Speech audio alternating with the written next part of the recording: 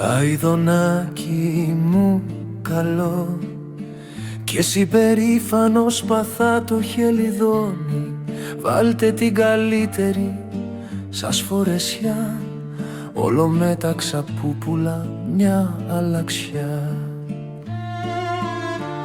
Κι ελάτε μαζί μου σας παρακαλώ, να χτίσετε καινούρια φωλιά στις λεμονιάς μου την αγκαλιά, που είναι κι αυτή έρημη και μόνη.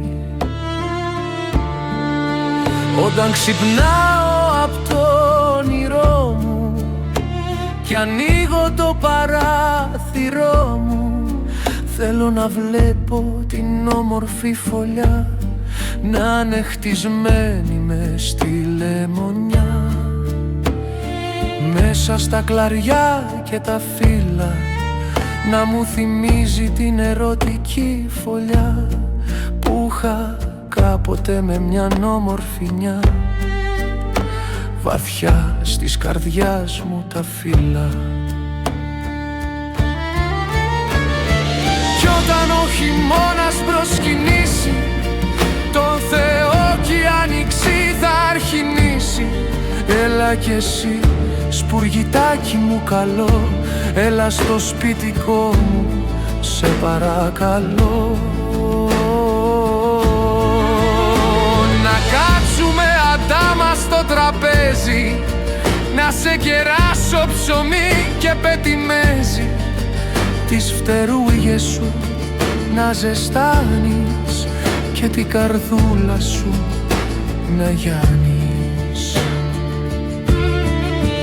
Είμαι γέρος ερημός και μονάχος, τη ζωή ένας απλός μονομάχος. Με πλάνεψε του έρωτα το ποτάμι κι η ζωή μου έχει πάει χαράμι.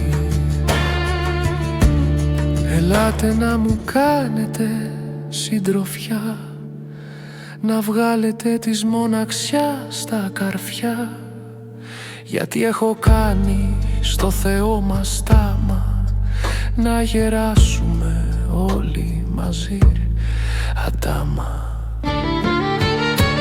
Και όταν ο ήλιος λαμπρός ανατείλει, να διαβούμε του παράδεισου την πύλη, όπως όλα του Θεού τα πλάσματα, ψάλλοντας ουράνια άσματα.